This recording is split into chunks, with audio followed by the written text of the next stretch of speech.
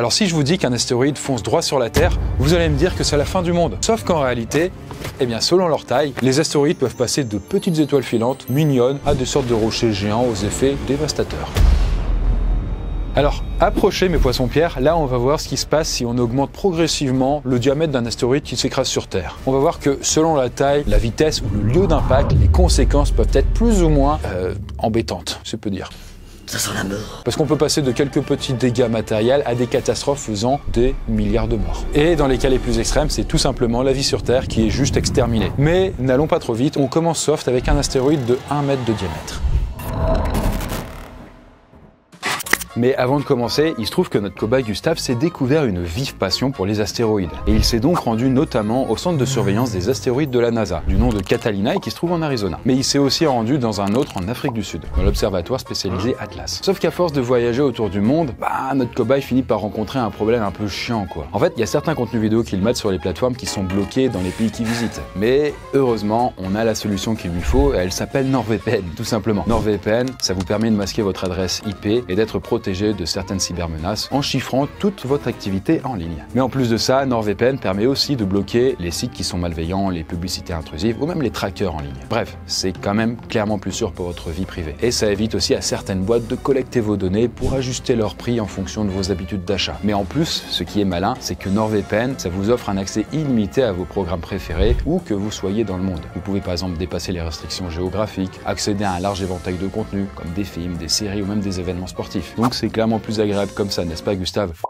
En plus, avec mon petit lien en description, vous profitez de 4 mois d'abonnement supplémentaires sur les abonnements NordVPN de 2 ans, ce qui vous permet en gros d'avoir un abonnement à moins de 3 balles par mois. N'hésitez pas à aller checker un peu plus en détail NordVPN, voilà, pour protéger votre vie privée sur internet, bénéficier d'autres avantages. Et sur ce, nous, eh bien écoutez, je pense que là, maintenant que Gustave est rentré, il est temps de retourner à notre sujet du jour, les astéroïdes. Je suis prêt, allons-y, je me sens très en forme. Alors peut-être que vous avez déjà vu ces images spectaculaires qui ont été tournées au Portugal, c'était en mai 2024. Et là, on y voit en fait une jeune fille et qui est tranquillement en train de se filmer en selfie. Et quand soudain, elle tourne les yeux vers le ciel, et là, elle voit passer une grosse étoile filante, toute bleue, qui passe au-dessus d'elle. Et en fait, il s'agit en réalité de ce qu'on appelle un bolide. En fait, c'est un objet qui est venu de l'espace et qui pénètre dans l'atmosphère à très grande vitesse. Et là, en faisant ça, les frottements avec les particules qui sont présentes dans l'atmosphère, eh bien, ça va dégager une très forte énergie. Ce qui va faire que l'objet va brûler, et en brûlant, eh bien, il va produire une forte lumière. Et en vrai, là, c'est une étoile filante, mais c'est en réalité ce qu'on appelle aussi un météore. C'est-à-dire un corps qui pénètre dans l'atmosphère, qui chauffe intensément et qui se met à briller. Pour la faire courte, ça sort d'où les astéroïdes? En fait, c'est assez simple. Vous voyez, il y a le Big Bang. Du Big Bang a émergé des étoiles. Et des étoiles, eh bien, il y a eu des miettes. Et les miettes, ce sont finalement toutes les planètes, la Terre, Mars et compagnie. Et ensuite, il y a les poussières. Et les poussières, ce sont, on va dire, les astéroïdes. Et les astéroïdes, dans le système solaire, il y en a un paquet qui se trouve concentré à un endroit. Et cet endroit, ça se trouve bien au-delà de la Terre. C'est en fait entre Mars et Jupiter. C'est juste avant les géantes gazeuses. Jupiter, Saturne, Neptune, Uranus. Et c'est ce qu'on appelle d'ailleurs la ceinture d'astéroïdes. Et du coup, dans cette ceinture d'astéroïdes, on en trouve à peu près 750 000. On en trouve un paquet au niveau de ce qu'on appelle une zone qui est la constellation de Persée. Et d'ailleurs, ça s'appelle les Perséides qu'on peut observer chaque année au mois d'août. Parce qu'elles viennent tout simplement de cet endroit-là. Après, vous voyez, là, il s'agit d'astéroïdes de très petite taille qui font souvent moins d'1 mètre et qui se désintègrent en fait dans le ciel dès qu'ils pénètrent dans l'atmosphère. D'ailleurs, la plupart du temps, ça ne fait aucun dégât car en fait, même s'ils font 1 mètre, le temps qu'ils rentrent dans l'atmosphère, faut imaginer que ça frotte tellement que ça leur arrache des morceaux. À la fin, il reste quasiment plus rien à part peut-être quelques grains de sable ou des tout petits rochers qu'on appelle les météorites. D'ailleurs, l'une des météorites les plus connues, c'est celle de Peekskill qui se trouve dans une ville aux États-Unis à côté de New York. C'était alors en 92 et là, il y avait un astéroïde qui a pénétré dans l'atmosphère et qui a explosé en 70 morceaux. Et l'un des débris, eh bien, c'était une météorite d'à peu près 30 cm, donc quasiment cette taille-là, qui pesait 12 kg et qui a transpercé l'arrière d'une bagnole de la marque Chevrolet. D'ailleurs, pour l'anecdote, la propriétaire de la bagnole, eh bien, elle venait de la racheter pour 400 balles à sa grand-mère. Sauf qu'avec la météorite dedans, elle a réussi à revendre la voiture pour 70 000 $ à des collectionneurs. C'était une belle plus-value, quoi. Je ne me plains pas, non. Les affaires marchent en ce moment. D'ailleurs, si vous voulez partir à la chasse aux météorites pour vous faire du fric, vous allez être un peu vite déçu. En fait, 99% des météorites qu'on retrouve, ça dépasse pas la taille d'un petit caillou. C'est vraiment un truc comme ça. Et ça vaut que 1 à 10 € maximum. Mais après, vous pouvez aussi tomber sur des météorites ultra rares, comme par exemple la météorite de Fukang qu'on a découvert en Chine en 2000. Et elle est composée de nickel, de fer et de cristaux d'olivine. Et elle serait âgée apparemment de la formation de la Terre, soit 4,5 milliards d'années. D'ailleurs, ce qui peut expliquer pourquoi c'est la plus chère du monde, 1,7 million d'euros. Après voilà, c'est pas pour vous décourager, mais quand même trouver une météorite, c'est quand même extra rare. Et d'ailleurs, si vous avez un doute, voici 3 critères qui peuvent laisser penser à une météorite. Déjà, si vous trouvez un caillou et qu'il a une couche externe noire, mais de moins de 1 mm d'épaisseur, eh bien ça c'est sans doute dû à la combustion pendant l'entrée dans l'atmosphère. Après, si vous ouvrez la pierre et qu'à l'intérieur il y a des morceaux de métal, c'est bien. Et enfin, si son poids est plus important qu'une roche normale, là aussi c'est un bon signe. Pour résumer, les astéroïdes de 1 mètre de diamètre, ça présente absolument aucun danger pour la Terre. Il pourrait y en avoir 1 million qui tombaient demain sur Terre, ça ne changerait strictement rien puisqu'ils finiraient tous vaporisés avec l'atmosphère. Tout juste, ça ferait un spectacle éblouissant si on voyait autant d'étoiles filantes dans le ciel. Mais maintenant, qu'est-ce qui se passe si on passe à un astéroïde de 10 mètres de diamètre, soit à peu près la taille d'un bus standard? Bien là, tout de suite, les effets sont tout autres. Vous allez être peut-être surpris. Déjà, l'astéroïde 2024 PT5, c'est son petit nom, il mesure environ 10 mètres. Et lui, il rentre parfaitement dans nos critères. En fait, il a été découvert en août 2024 par le système d'observation automatisé d'astéroïdes Atlas, qui est situé en Afrique du Sud. Il est entré en orbite autour de la Terre il y a juste quelques mois. En fait, du 29 septembre au 25 novembre 2024. Et après, il est parti, quoi. D'ailleurs, on estime qu'il est passé vraiment très proche de la Terre. Il va revenir proche de notre orbite, et ce sera en 2025, 2055 et 2084. Mais il ne s'écrasera jamais sur Terre. En fait, il va rester toujours à peu près à 1 million de kilomètres. Néanmoins, en fait, cet astéroïde-là, lui, il fait partie de ceux qu'on appelle les géocroiseurs. C'est-à-dire qu'en fait, il peut être amené à croiser la trajectoire de la Terre dans le système solaire, à un moment. Pour vous dire, les géocroiseurs, comme lui, il y en a à peu près 20 000 de tailles très différentes. Et parmi les astéroïdes géocroiseurs, eh bien, il y en a à peu près 9 000 qui ont un diamètre supérieur à 140 mètres. Vous allez voir qu'il ne faut pas que ça tombe sur Terre. Et il y en a un peu moins de 1000 qui font au moins 1 km. Et eux, il ne faut vraiment pas qu'ils tombent sur Terre. Mais bon, gardez en tête que parmi tout ce paquet d'astéroïdes, il y en a à peu près que 2000 qui pourraient potentiellement être dangereux un jour selon la NASA. C'est-à-dire qu'ils sont suffisamment proches de la Terre. Parce qu'en réalité, les distances entre les astéroïdes, elles sont très grandes. En fait, on est très loin de l'amas d'astéroïdes popularisés dans les films de science-fiction. Typiquement, vous voyez la fameuse scène de Star Wars où il y a le Faucon Millennium qui arrive à fuir des vaisseaux ennemis à travers un champ d'astéroïdes. C'est du pur bullshit.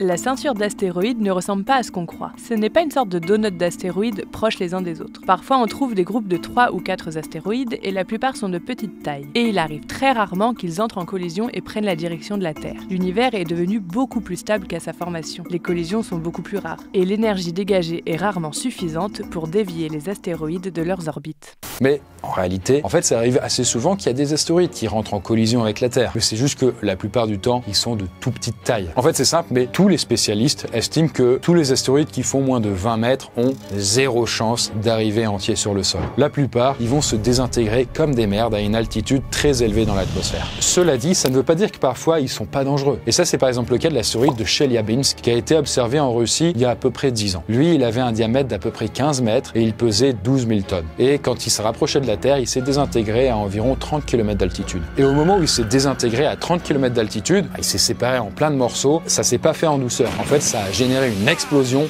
dans le ciel qui était à peu près équivalente à 440 kilotonnes de TNT. Ou autrement dit, à peu près 30 fois l'énergie qui a été dégagée par la bombe atomique d'Hiroshima. Et il n'avait pas touché le sol, je précise. Là, au moment où il s'est fragmenté, du coup, à 30 km, il y a eu plein de petits morceaux, et tous ces petits morceaux se sont vaporisés dans l'atmosphère, et à la fin, il y a eu que quelques petits grains de sable et des cailloux qui ont finalement touché le sol. Eh bien, l'onde de choc s'est ressentie à plusieurs centaines de kilomètres à la ronde, et a fait exploser les vitres de 3000 bâtiments dans la région de Chelyabinsk, sachant que les éclats de vitres, de leur côté, ont blessé environ 1500 personnes. Ils ne tombent sur Terre, et sur la terre ferme, que des petits cailloux de 1 à 12 cm, et qui ont fait 0 dégâts. Et donc, vous voyez, mais même un astéroïde de 10 mètres, bien ça a peu d'impact sur Terre. Il y aura que quelques dégâts matériels ou des petites blessures, mais rien de grave. Par contre, qu'est-ce qui se passe si on passe à un caillou un peu plus gros, par exemple 50 mètres de diamètre? Est-ce que les dégâts sont plus importants? Bien, on va voir ça.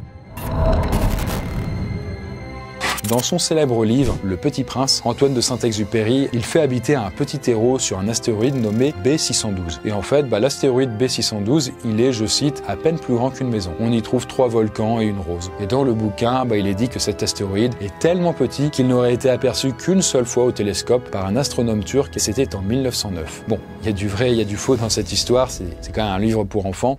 Je tombe des nues. Bon, déjà, le faux, vous en doutez, mais c'est qu'il n'y a pas d'atmosphère sur les astéroïdes. Donc voilà, ni le Petit Prince ni une Rose ne peuvent y vivre. Mais par contre, le fait qu'un astéroïde du Petit Prince n'ait été vu qu'une seule fois depuis la Terre, ça c'est plutôt crédible. C'est possible en fait. Parce qu'en fait, vous voyez, mais les astéroïdes dans l'espace, ils dégagent pas de lumière et ils reflètent quand même assez mal la lumière du Soleil. Vraiment des petites merdes qu'on a du mal à voir quoi. Et ils avancent en moyenne à une vitesse de 10 km par seconde, soit à peu près 36 000 km/h. Donc bon, c'est pas facile en fait de les observer au final. Et il arrive très facilement que les chercheurs perdent leurs traces pendant des mois, voire même des années. Mais il n'empêche, en fait, il y a des chercheurs qui étaient assez déter, qui ont réussi à repérer l'astéroïde 2023 DW. C'était en février 2023, c'était au Chili. Cet astéroïde-là, il fait à peu près 50 mètres et il pourrait théoriquement frapper la Terre en 2046. Et il se trouve qu'à l'époque, il était classé à 1 sur l'échelle de Turing. C'est celle qui permet de mesurer la dangerosité d'un astéroïde en fonction de sa probabilité d'entrer en collision avec la Terre. Et ça va de 0, où c'est nul, à 10, où c'est le max. Et là, 1, c'est quand même tranquille. Et lui, attention, roulement de tambour, mais après quelques mois d'observation, de 1, il est monté à... En fait, il n'est pas monté, il est redescendu à 0. Donc, il y a 0 chance qu'il s'écrase sur Terre. Mais imaginons que cet astéroïde, pour X raisons, finissait par entrer en collision avec la Terre. Eh bien, ça tombe bien, puisqu'en 1908, justement, dans la région de la rivière de Tunguska, en Russie, eh bien, un astéroïde a failli s'écraser sur Terre. Alors lui, celui-là, faut le savoir, mais il faisait à peu près 50 mètres de diamètre. Et comme l'autre dont j'ai parlé avant, qui s'était désintégré à 30 km d'altitude, mais lui, il s'est désintégré beaucoup plus bas, autour des 5 à 10 km d'altitude, à peu près à l'altitude d'un avion de ligne. L'énergie dégagée par son explosion, elle a été environ 1000 fois supérieure à celle de la bombe atomique d'Hiroshima. Bon, heureusement, ça s'est déroulé dans un point complètement paumé de Sibérie, et on n'a compté que 3 morts et puis des blessés dus aux incendies de forêt. Parce que, en effet, même si ce gros caillou-là de 50 mètres, il n'a pas touché la Terre, faut savoir quand même que quand il a explosé en altitude, ça a dégagé une boule de feu et une chaleur si intense que ça a cramé 20 km de forêt à la ronde. Et le bruit de l'explosion aurait été entendu à près de 1000 km de distance. D'ailleurs, il y a même une récente étude qui a supposé qu'en fait, l'astéroïde n'aurait même pas explosé, mais aurait juste rebondi sur l'atmosphère pour retourner dans l'espace. Bref, là, quand on voit déjà les dégâts que ça fait par rapport à ça, j'ose pas savoir ce qui se serait passé si c'était vraiment entré en collision avec la Terre. Mais figurez-vous qu'on a quand même un petit aperçu de ce que ça pourrait être. Sauf que pour ça, il va falloir remonter dans le temps, il y a à peu près 50 000 ans. Parce que c'est en effet à cette époque qu'une collision avec un astéroïde aurait vraiment eu lieu sur Terre. Et là, pour comprendre ce qui s'est passé, en fait, il faut se rendre sur le site de Meteor Crater, qui est en Arizona, aux États-Unis. Et en fait, ce cratère d'impact d'astéroïde, il mesure 1300 mètres de diamètre et presque 200 mètres de profondeur. Ça fait une belle piscine. Et il se trouve que l'astéroïde qui l'a provoqué mesurait environ 50 mètres et il pesait 300 000 tonnes. On a estimé que l'énergie dégagée par l'impact a été de 2,5 mégatonnes de TNT, ou à peu près 150 fois la puissance de la bombe atomique d'Hiroshima. À partir de là, quand il a heurté la Terre, toute vie a été instantanément vaporisée dans un rayon de 4 km et on pense que la chaleur dégagée aurait brûlé tout sur son passage dans un rayon de 10 km. D'ailleurs, pire que ça, mais l'onde de choc aurait balayé tout sur son passage dans un rayon de 20 km. Bref, je vous laisse imaginer l'effet dévastateur qu'un tel astéroïde pourrait avoir sur Terre. Très clairement, une ville comme Lyon peut être détruite en quelques secondes et des dégâts importants peuvent toucher toutes les villes aux alentours. À partir de là, on peut compter des centaines de milliers de morts et de blessés, mais ce n'est encore rien par rapport à ce qui nous attend, puisque là, nous allons doubler la taille de l'astéroïde et forcément, on ne va pas faire que doubler les dégâts. Bon, faut savoir, mais en fait, les impacts d'astéroïdes de 100 mètres de diamètre, c'est assez peu observé sur Terre. Les astéroïdes de 100 à 150 mètres, s'ils s'avisaient à toucher la Terre, ça pourrait vraiment être dangereux pour nous. Parce que contrairement aux autres qui vont se désintégrer parce qu'ils sont trop petits, eh bien eux, ils ont plus de chances de rester intacts avant de toucher le sol. Et même si, admettons, c'était pas le cas et qu'ils se pétaient en deux ou qu'ils rebondissaient ou je ne sais quoi, ils peuvent quand même causer des dégâts vraiment hardcore. Il se trouve que ça a déjà été le cas, parce qu'on sait qu'il y a à peu près un astéroïde de 100 mètres de diamètre qui aurait déjà explosé au-dessus de l'Antarctique il y a 430 000 ans. C'était avant l'arrivée de l'Homo sapiens sur Terre quand même. Et quand je dis exploser, c'est-à-dire qu'il n'a pas touché le sol avant d'exploser. Il a explosé à cause de l'atmosphère. Et après, ça a créé plein de débris. Et comment on le sait? Eh bien en fait, c'est parce que des chercheurs britanniques ont récemment trouvé des particules extraterrestres qui sont venues de l'espace, donc au sommet de plusieurs montagnes de la chaîne de Sirondana. Et ça, c'est au nord-est de l'Antarctique. Et au moment de l'explosion, on estime que l'astéroïde aurait pu causer des dégâts sur plusieurs centaines de kilomètres à la ronde. Même s'il faisait 100 mètres, eh bien il a lui aussi explosé dans l'atmosphère. Et donc, il n'y a pas eu de cratère. Et d'ailleurs, j'ai oublié de vous le préciser, en termes de puissance dévastatrice de l'impact d'un astéroïde, eh bien ça va varier selon plusieurs critères. Alors déjà, il y a la vitesse, il y a sa composition, il y a sa taille, ou il y a même l'angle d'entrée dans l'atmosphère. D'ailleurs, si vous voulez vous amuser avec plusieurs types d'astéroïdes, je vous conseille d'essayer le site Asteroid Launcher. En fait, vous allez voir, c'est super simple, ça simule la chute d'un astéroïde n'importe où sur le globe, là où vous le souhaitez, et vous allez voir les effets que ça fait. Vous pouvez faire varier les critères, la taille, la vitesse, la puissance. Et ce site, il essaye vraiment de coller le plus proche à la réalité. Et là, si on reprend notre ville, Lyon, très sympa, très agréable à vivre, eh bien imaginez si un astéroïde de 100 mètres, de type métallique, donc les plus lourds, il touchait la ville de Lyon avec un angle d'impact de 45 degrés et à une vitesse de 10 km par seconde. Eh bien, ça nous forme un cratère d'1,8 km dû à l'impact, ce qui fait à peu près 20 000 morts en une fraction de seconde. Ils sont écrasés, en gros. D'ailleurs, la plupart des bâtiments explosent dans un rayon de 20 km autour de l'impact et la chaleur dégagée brûle tout sur son passage. C'est très très sympa, quoi. Non. Et sachez-le, mais le lieu d'impact importe beaucoup. Par exemple, si on prend en compte que la Terre est recouverte à 70% d'océan, eh bien ça fait qu'il y a quand même des grandes chances qu'un astéroïde tombe en mer en premier. Si c'est en plein milieu de l'océan, les dégâts sont beaucoup moins importants que si c'est près des côtes, où ça pourrait entraîner des tsunamis plus ou moins graves. Là, peut-être que vous allez vous demander, mais ok, mais est-ce qu'il y a des moyens pour éviter que ça arrive? Bien écoutez, sachez que cette éventualité est vraiment très prise au sérieux par la NASA, qui a déjà mis en place plusieurs programmes pour s'y préparer. Et le premier qui a été mis en place s'appelle DART, pour double astéroïde redirection de test. Ça a été lancé il y a quelques années et l'objectif principal de cette mission, en fait, c'est de mesurer comment une collision d'un vaisseau spatial avec un astéroïde pouvait permettre de dévier sa trajectoire. Et donc, ils ont fait un test grandeur nature puisqu'ils ont balancé un vaisseau spatial kamikaze d'à peu près 600 kg qui n'avait pas d'instrument, et ils l'ont balancé directement droit sur l'astéroïde Dimorphos et lui, il faisait 164 mètres de diamètre. Et le vaisseau a atteint sa cible en septembre 2022. Au moment de l'impact, ça a fait un peu comme une petite pichenette, très légère, mais ça a suffi pour dévier la trajectoire de l'astéroïde. Et là, si vous dites, ok, mais au lieu de dévier l'astéroïde, est-ce qu'on peut pas tout simplement le faire exploser? Ce serait quand même plus sympa. Vous allez voir que c'est pas si simple, mais on va en reparler après. En tout cas, comme je l'ai dit tout à l'heure, les astéroïdes de 100 mètres de diamètre, c'est quand même difficile à observer. C'est vraiment pas très grand dans le ciel. Mais je vous donne déjà un petit aperçu avec un astéroïde un peu plus gros, à peine plus. Voilà. Lui, il fait 300 mètres de son côté. Il a un petit nom sympa, Apophis, et il pourrait peut-être impacter la Terre avec des gros guillemets, en fait, en 2036. Et déjà, quand on voit les dégâts causés par un astéroïde de 100 mètres, j'ose pas imaginer beaucoup plus gros. Et d'ailleurs, c'est pas pour rien que les scientifiques ont surnommé cet astéroïde-là, Apophis, le City Killer. En fait, ils estiment que sa vitesse au moment de l'impact serait de 12 km par seconde et qu'une collision avec la Terre, il dégagerait une énergie à peu près équivalente à 13 tsar bombas. Sachant que la tsar bomba, c'est la bombe nucléaire la plus puissante qui a jamais été inventée et c'était par l'URSS dans les années 60. Et c'est à peu près, si vous voulez, l'équivalent de 36 000 bombes nucléaires de type Hiroshima. Au moins, à un moment, on se rend plus compte de l'énergie que ça dégage. Bon, ça fait tout péter, quoi. Après, je vous rassure, il n'y a qu'une chance sur 233 000 que ça arrive. Mais bon, mine de rien, la NASA, elle n'est pas non plus complètement rassurée. Elle se prépare quand même à envoyer un vaisseau spatial dans quelques années, en 2027, et diminuer les chances que ça nous tombe dessus. Bref, vous l'avez compris, dès qu'on dépasse les 100 mètres de diamètre, les astéroïdes présentent vraiment un sacré danger. Et donc, c'est exactement pour ça que nous allons dans notre prochaine partie avec un astéroïde de 500 mètres.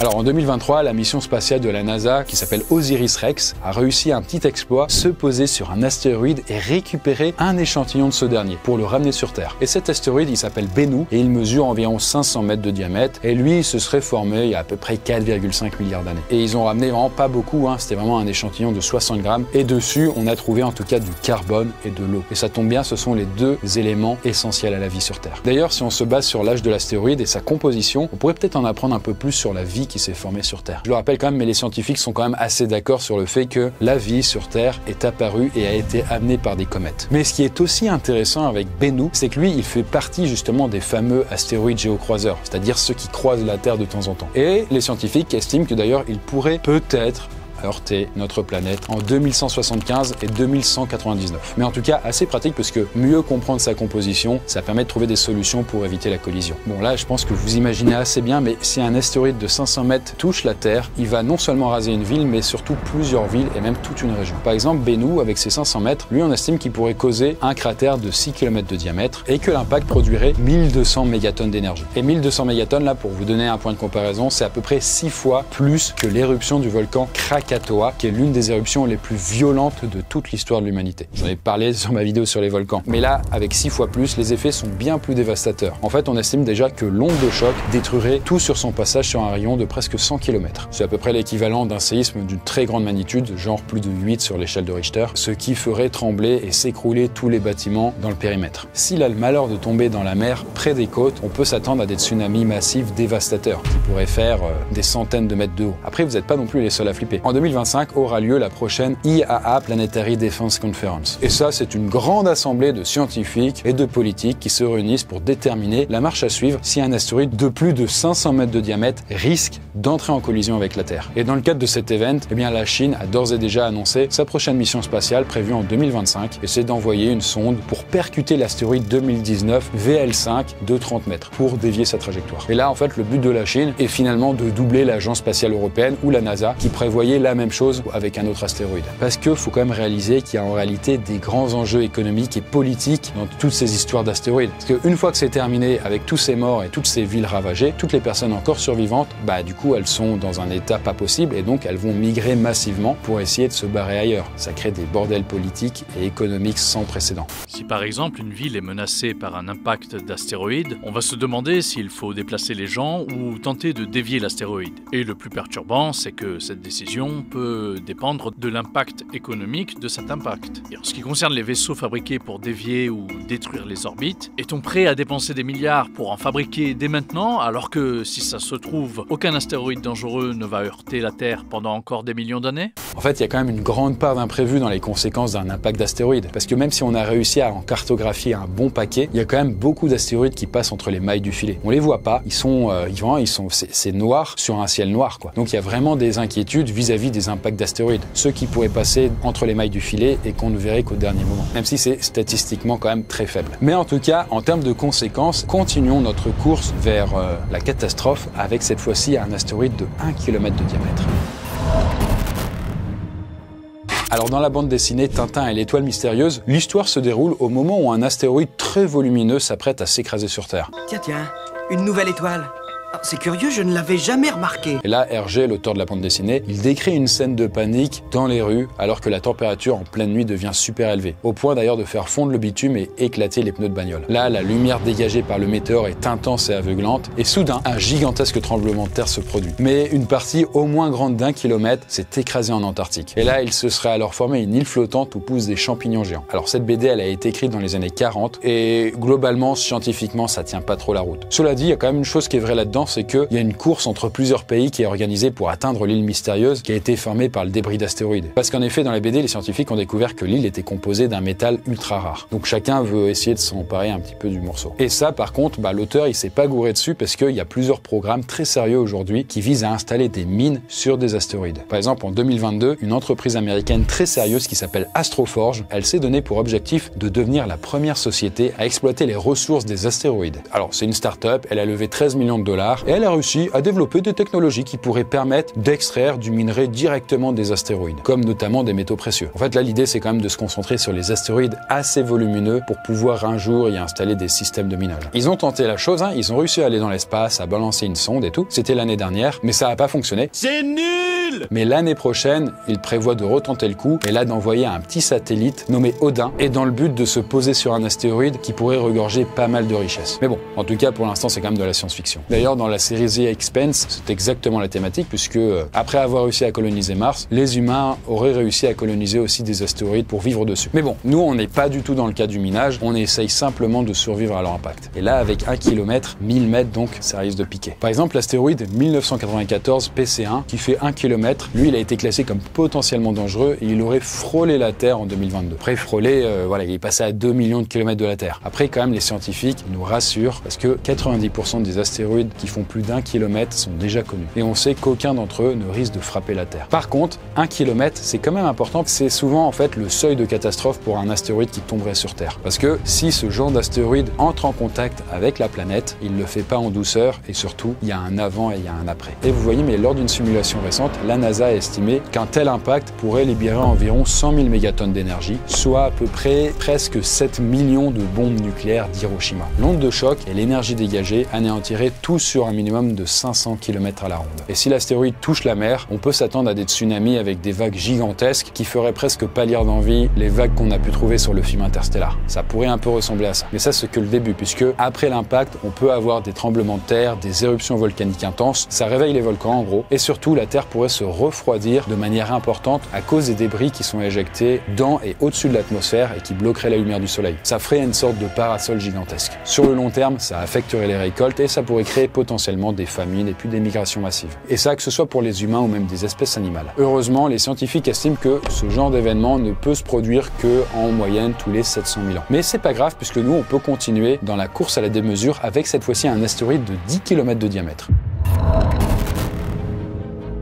Bon, si vous vous souvenez un petit peu de vos cours de SVT, vous savez que la disparition des dinosaures est en partie due à la chute d'un astéroïde. Ça s'était passé il y a 66 millions d'années et un astéroïde d'à peu près 10 km de diamètre, ça tombe bien, se serait écrasé sur Terre. Et il se serait écrasé ici. Vous voyez, c'est au Mexique et c'est le fameux cratère de Chicxulub. À l'époque, les 3/4 de la vie sur Terre auraient disparu des conséquences de cette collision. Mais si je vous disais qu'en réalité, il n'y a pas eu un astéroïde qui a touché la Terre, mais 2. En fait, il y a une étude d'une université écossaise qui a l'air de prouver qu'en réalité, il y aurait un autre astéroïde d'environ 500 mètres de diamètre qui se serait écrasé à peu près à la même période au large de l'actuelle Guinée. Et ça, on le sait parce qu'il y a quelques années, on a trouvé un cratère sous-marin à 300 km des côtes de la Guinée. Et là, l'impact à l'origine de ce cratère aurait selon eux engendré un tsunami d'au moins 800 mètres d'eau qui aurait complètement traversé l'océan Atlantique et qui aurait provoqué des tremblements de terre cataclysmiques. Je vous laisse imaginer qu'est-ce que ça pourrait produire aujourd'hui. Mais pour la faire courte, un giga cataclysme et des milliards de morts. Mais la vraie question à savoir, c'est qu'est-ce que feraient les humains là-dedans? Car autant les dinos, eux, ils ont rien vu venir, ils ont rien compris à ce qui se passait, autant nous, on est quand même mieux informés et surtout, on verrait bien l'astéroïde foncer sur nous sans rien pouvoir faire. C'était d'ailleurs le pitch du film Don't Look Up où les scientifiques essayaient désespérément d'alerter les autorités sur l'impact imminent d'un astéroïde de 10 km de diamètre. Pour l'instant, je propose qu'on patiente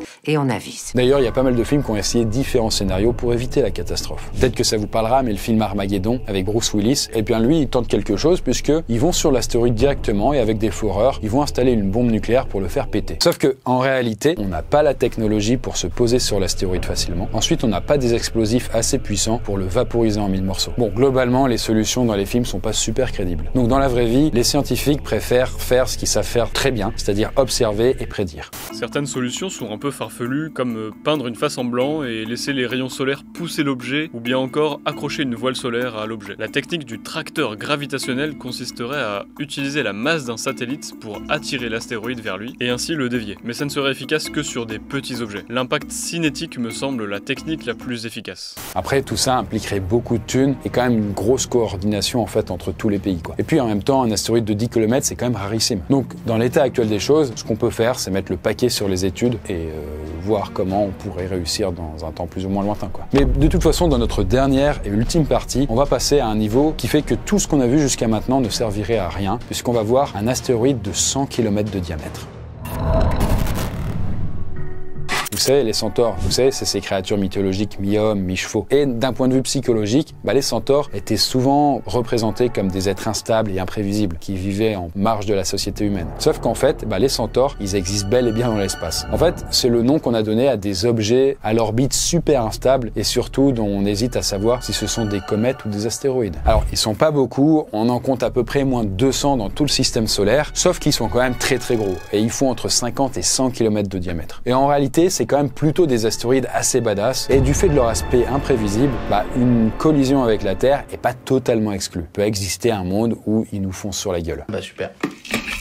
Certains scientifiques pensent même que le fameux astéroïde qui a anéanti les dinosaures pourrait être un fragment de Centaure. Et là, par contre, je vous le dis direct, mais on a vraiment changé de catégorie. C'est pas un city killer ou même un country killer. Là, on est sur un planet killer. C'est des astéroïdes qui, s'ils nous tombent dessus, sont capables de détruire une planète entière.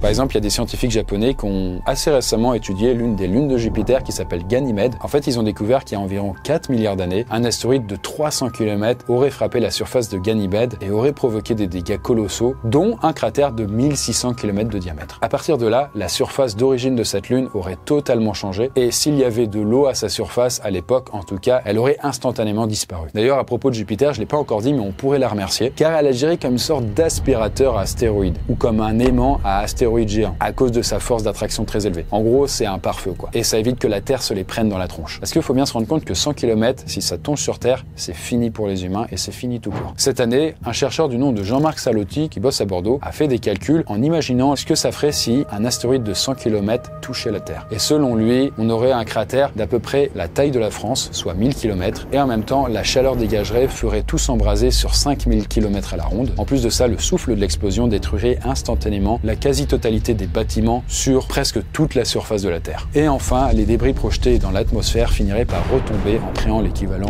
de plusieurs impacts d'astéroïdes sur toute la surface du globe. En gros, c'est les fameuses gouttelettes qui vous retombent dessus, mais des grosses gouttelettes. Tout ça provoquerait alors des feux de forêt, des destructions d'huile, des tsunamis, des tremblements de terre et des éruptions volcaniques de partout. Ça réveillerait une bonne partie des volcans qui sont endormis sur Terre et ça en créerait de nouveaux. En plus, on assisterait à une augmentation mondiale des températures allant jusqu'à plusieurs centaines de degrés.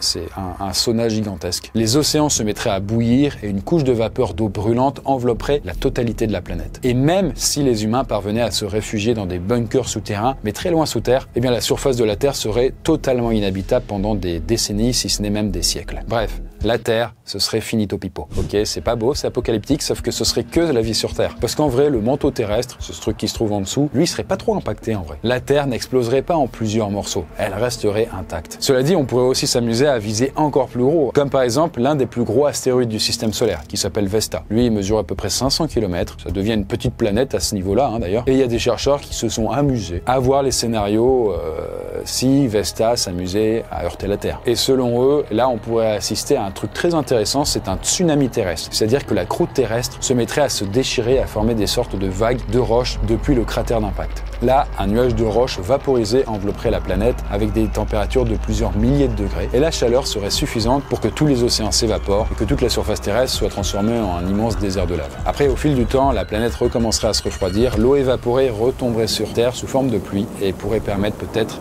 un nouveau cycle de vie.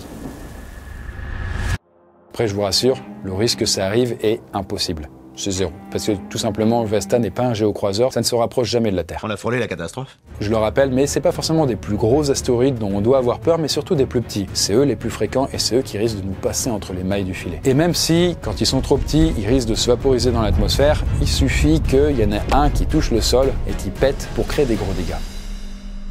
Et bien voilà pour cette vidéo, j'espère en tout cas que ça vous a intéressé, que ça vous a permis d'en apprendre plus sur les astéroïdes, nos amis au-dessus des cieux. Si vous avez déjà vu un astéroïde, que vous avez déjà eu des expériences avec lui, n'hésitez pas à partager ça en commentaire, c'est super intéressant. Bon sur ce, avant de dire trop de bêtises, moi je vous dis à la prochaine vidéo. Bye.